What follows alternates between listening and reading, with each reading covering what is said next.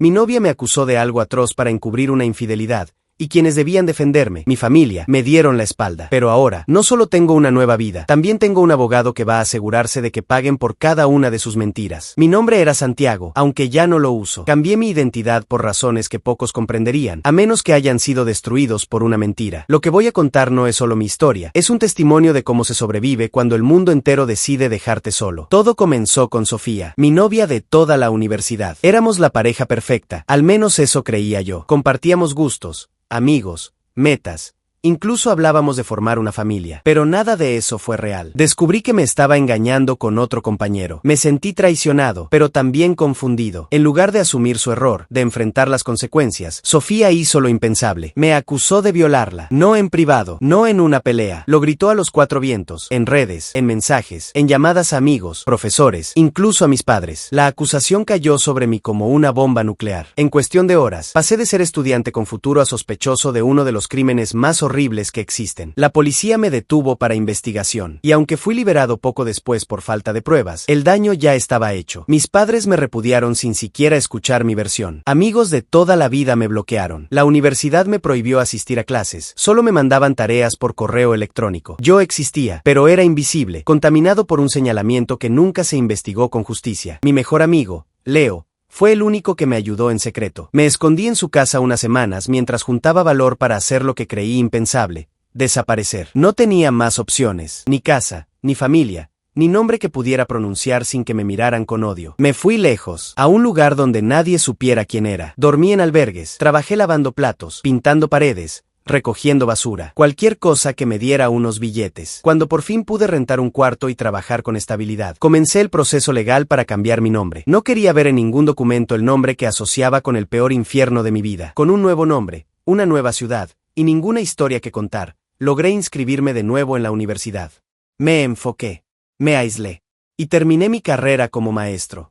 Cuando me gradué, decidí empezar desde cero, una vez más. Esta vez, en otro país.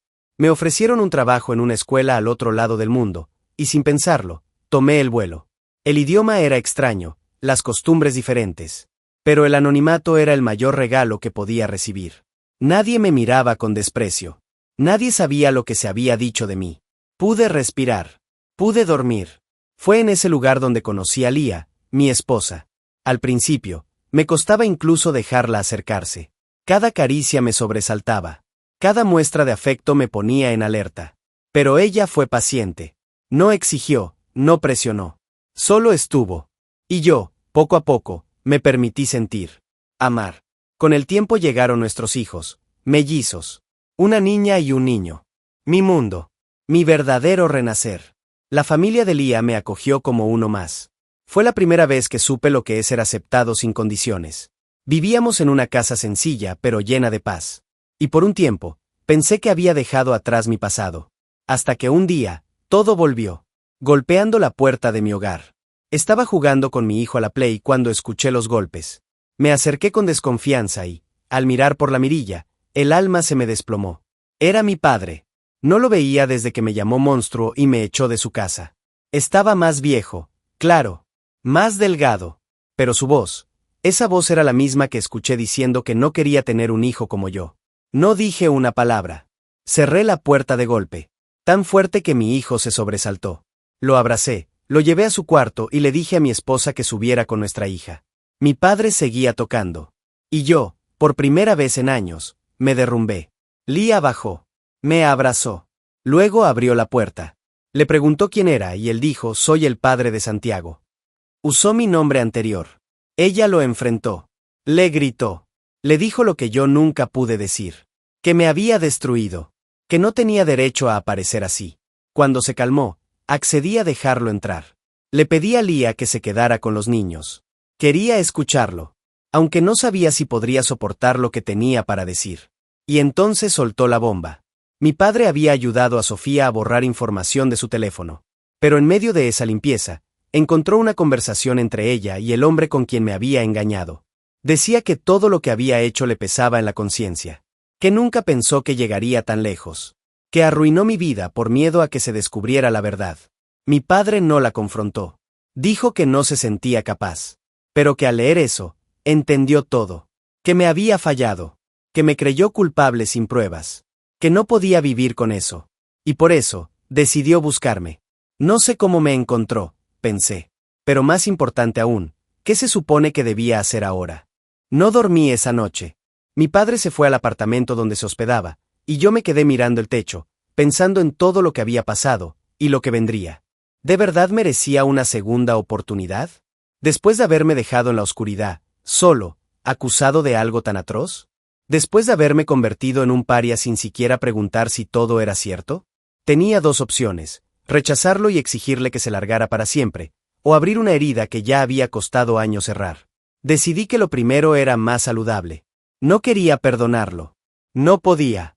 Al día siguiente, fui a su hotel. Él me esperaba en el lobby, nervioso, con una taza de café en las manos.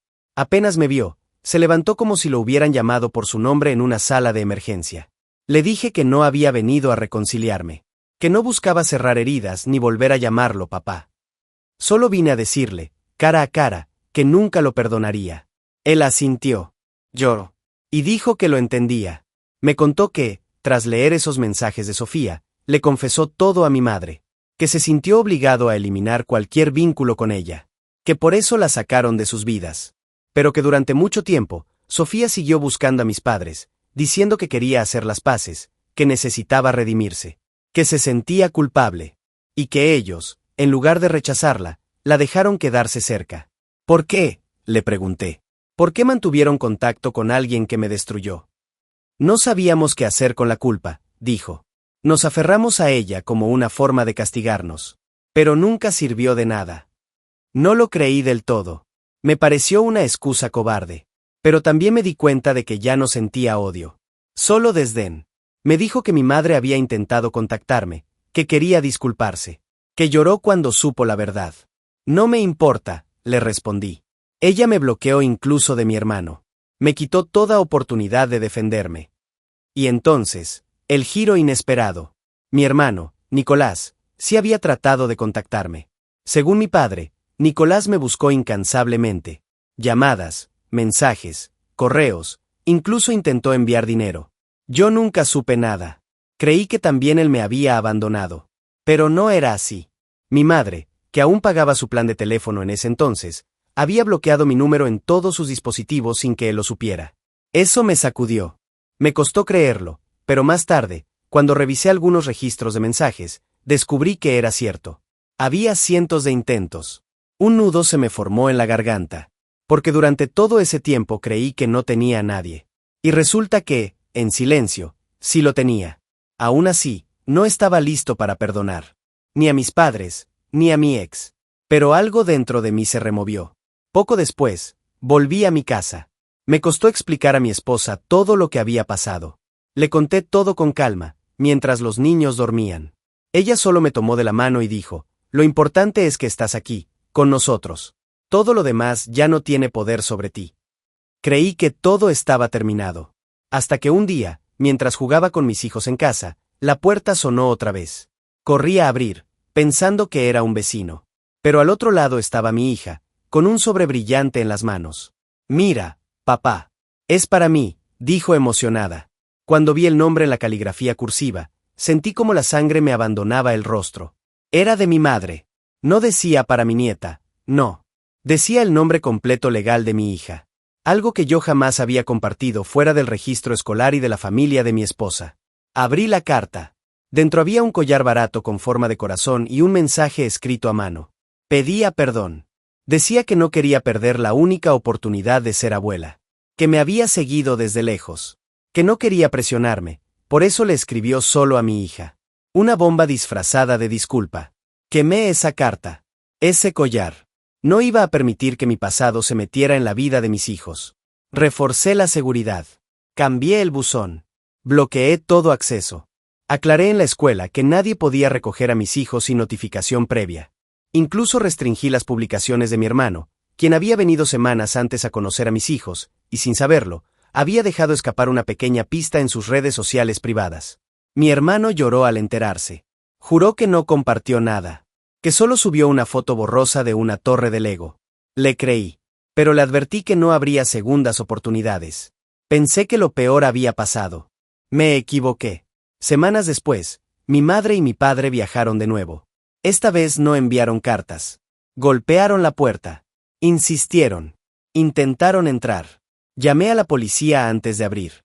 Cuando lo hice, intentaron forzar su entrada. Mi madre me empujó. Mi padre también. Yo los contuve. Pero todo sucedió frente a mis hijos. Por suerte, la policía llegó justo a tiempo. Fueron arrestados por intento de allanamiento de morada. Como eran extranjeros, sin contactos ni arraigo, no les permitieron salir bajo fianza. Nadie fue a ayudarlos. Nadie, excepto mi hermano. Y él, se negó. Me llamó para consultarme. Le dije, haz lo que consideres justo. Y lo justo, para él, fue no hacer nada. Por primera vez, estuvo de mi lado. 6 meses después, mis padres fueron condenados. Pasaron ese tiempo en una cárcel extranjera. Y cuando por fin fueron liberados, se les negó la entrada al país por tiempo indefinido. Eso fue mi paz. Pero eso no fue todo. Un abogado de mi país se puso en contacto conmigo. Dijo que, con las pruebas adecuadas, podría demandar a mi ex por difamación y falsa denuncia. Al principio dudé. ¿Cómo confiar en alguien que me contactó por internet? Pero investigué. Era real. Tenía un bufete serio. Me ofreció llevar el caso sin pago inicial, solo con un porcentaje si ganábamos. Acepté. Reuní todas las pruebas, capturas de mensajes, declaraciones, documentos. Mi ex, mi nombre anterior, mis padres, todo formaba parte del expediente. Y así comenzó un nuevo capítulo. Uno en el que, por fin, yo tendría la palabra. Meses después, llegó el momento. Viajamos como familia al país donde todo comenzó. No fue fácil. Solo el hecho de poner un pie en ese lugar me revolvía el estómago. Pero lo hice. Porque ya no era el chico solo y asustado de antes. Esta vez tenía conmigo a mi esposa, a mis hijos, a mi verdadera familia. Los niños no fueron al tribunal. Se quedaron con mi hermano, que se ofreció a llevarlos al zoológico mientras mi esposa y yo asistíamos a la audiencia. Mi ex no se presentó. Envió a su abogado. Pero su ausencia no la salvó. El juez leyó en voz alta el veredicto, culpable de denuncia falsa. Condenada a casi 2 años de prisión, con 15 meses aún por cumplir. Además, se resolvió la demanda civil por daños y perjuicios. Debía pagarme $250,000. Mi padre y mi madre también fueron declarados responsables en el juicio por daño indirecto y acoso, aunque en menor grado. La sentencia para ellos, una indemnización conjunta de $15,000, más los gastos legales compartidos, que superaban los $45,000. No voy a mentir. Sentí algo de satisfacción. No por el dinero, que nunca será suficiente para reparar lo que perdí, sino porque por fin alguien dijo en voz alta que todo fue mentira. Que yo fui una víctima. Los bienes de mi ex fueron embargados, su coche, una casa heredada, sus cuentas bancarias. Aún así, no alcanzaban para cubrir todo lo que debía. El juez autorizó el embargo parcial de su salario cuando salga de prisión. Mis padres, por su parte, pagaron su parte completa. Supongo que lo vieron como un precio por cerrar un capítulo. O como una forma torpe de pedir perdón sin usar palabras. Yo no necesitaba sus disculpas. Solo necesitaba justicia. Después del juicio, regresamos al hotel. Recuerdo que esa noche cenamos en familia, tranquilos, sin presiones, sin tensión. Los niños hablaban de jirafas y helados de fresa. Yo los escuchaba, y sentía como, poco a poco, algo dentro de mí se soltaba. No era felicidad. Era algo más profundo. Era libertad. Volvimos a casa unos días después.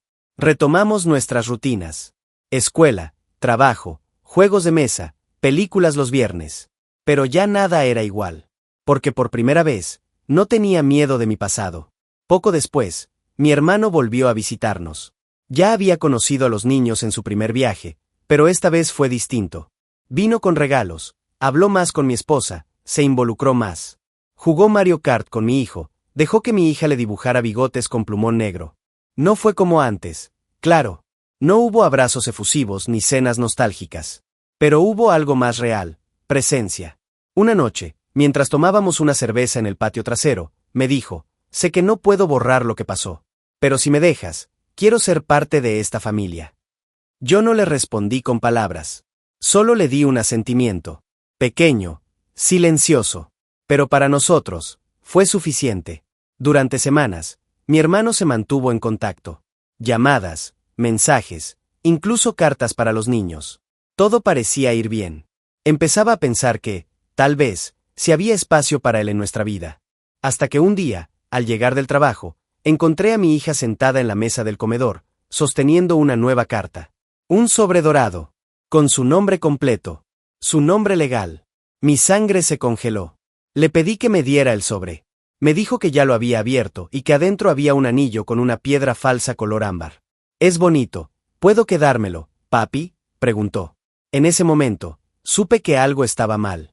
Muy mal. Entré al baño y cerré la puerta. Revisé la carta. Otra vez la misma letra. La misma cursiva barata. Era mi madre. De nuevo. Pedía disculpas. Hablaba de una última oportunidad para conocer a su nieta. Decía que no quería presionarme, que solo quería hablar con mi hija antes de que fuera demasiado tarde. El collar de antes no fue un error. Fue un aviso. Esta carta era una declaración de guerra. Esa misma noche reforcé todas las medidas. Cerré cuentas, bloqueé direcciones, contraté un buzón privado, notifiqué a la escuela de los niños.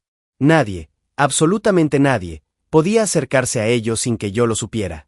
También llamé a mi hermano. No me anduve con rodeos. Le pregunté si había compartido información. Dijo que no, que lo único que había publicado era una foto de unos bloques de Lego, sin rostros, sin nombres. Le creí, pero le advertí que si volvía a pasar, cortaría toda comunicación. Lo entiendo, fue todo lo que dijo. El episodio me dejó con una certeza: mis padres nunca iban a rendirse. Y yo nunca les permitiría entrar a mi vida otra vez. Ni por cartas, ni por regalos, ni por chantajes emocionales. Pasaron algunas semanas sin noticias. Pero la tensión flotaba en el aire. Yo sabía que habría otro intento. Y llegó, un sábado por la mañana. Tocaron la puerta. Revisé por la mirilla. Ahí estaban. Mi madre y mi padre. Llevaban flores. Sonreían como si nada hubiera pasado. Pero sus ojos mostraban desesperación. Le pedí a mi esposa que se llevara a los niños a nuestra habitación. Llamé a la policía. Les dije que se fueran. No lo hicieron. Golpeaban la puerta cada vez más fuerte. Gritaban que solo querían hablar. Que merecían ver a sus nietos. Abrí la puerta antes de que la rompieran. Mi madre intentó entrar por la fuerza. Me empujó. Grité que retrocedieran. Mi padre también lo intentó. Fue un forcejeo corto, pero intenso. Justo cuando pensé que iba a perder el control, llegaron los agentes. Los arrestaron en el acto. Intento de allanamiento. Agresión. Violación de límites. Esta vez, no habría más advertencias. Fueron encarcelados. Sin derecho a fianza. No conocían a nadie. No tenían amigos allí. Solo les quedaba llamar a Nicolás. Y él volvió a decir que no. Mi hermano me llamó una vez más, pero esta vez no para consultarme qué hacer, sino para contarme que ya había tomado su decisión. No voy a ayudarlos, no otra vez, dijo. Y por primera vez en muchos años, sentí que alguien en mi familia me elegía a mí. Mis padres pasaron meses detenidos. No tenían recursos ni contactos. Finalmente, un pariente lejano hizo el viaje para auxiliarlos, pero ya era tarde. Los cargos eran serios. El intento de entrada forzada, la negativa a acatar las órdenes de la policía, el historial de acoso. El tribunal fue claro: 6 meses de prisión sin posibilidad de libertad condicional anticipada. Cumplieron la sentencia completa. Y tras ser liberados, recibieron la notificación que yo más ansiaba. Tenían prohibido volver a entrar al país donde vivo con mi familia. Estaban oficialmente vetados. Se acabaron las cartas, los sobres brillantes, los collares de plástico y las visitas sorpresa. Se terminó la amenaza constante de ver a mis hijos confundidos por los rostros que alguna vez me abandonaron.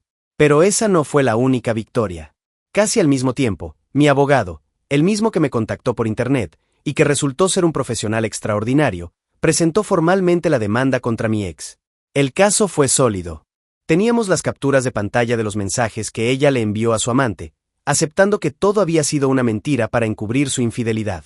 Teníamos testigos, entre ellos Leo, mi mejor amigo, y pruebas del daño que había sufrido, el cambio de identidad, la expulsión social, el exilio forzado, los años de salud mental arruinada, los ataques de ansiedad, los trastornos de pánico y la necesidad de empezar desde cero en otro país. Durante el juicio, mi ex no mostró remordimiento. Fingió fragilidad. Lloró. Dijo que estaba confundida, que era joven, que no sabía el daño que causaría. Pero el juez no se dejó engañar. El veredicto fue claro: culpable de denuncia falsa y difamación. Su condena fue de casi 2 años de prisión. A la fecha del fallo, aún le quedaban 14 meses por cumplir. Además, el tribunal estableció una compensación de $250,000 a mi favor, de los cuales embargarían sus bienes y su salario una vez en libertad. No es dinero lo que busco. Pero después de años sobreviviendo con lo justo, después de comer fideos instantáneos y dormir en colchones inflables con miedo a ser descubierto, esa indemnización era justicia. Y, más aún, una validación pública de que yo nunca fui lo que dijeron. Con mis padres, la justicia también fue firme. Aunque no podían ser procesados penalmente por repudiarme, sí fueron responsabilizados por acoso y daño colateral en la difamación. Pagaron su cuota.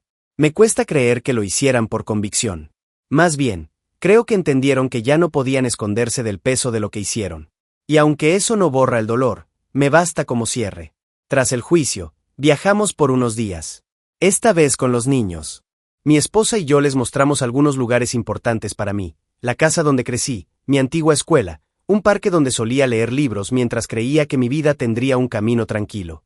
No les conté todo. Aún no. Pero lo haré. Cuando sean mayores, quiero que sepan por qué papá se pone nervioso cuando alguien toca la puerta con demasiada fuerza. Quiero que comprendan por qué confío tan ciegamente en su madre, y por qué soy tan ferozmente protector con ellos.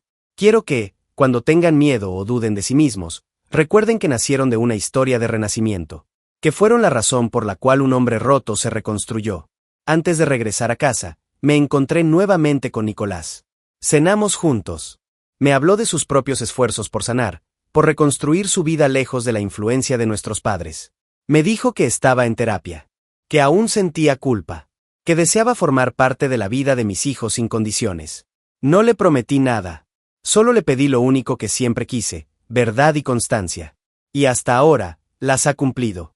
Hoy, mi vida es distinta. No perfecta, pero mía. Tengo una familia que me ama. Una esposa que me respetó cuando más vulnerable era. Hijos que crecieron sabiendo que el amor es más fuerte que el miedo. Y un apellido nuevo que nadie podrá ensuciar. A veces me preguntan por qué no dejé todo atrás sin volver.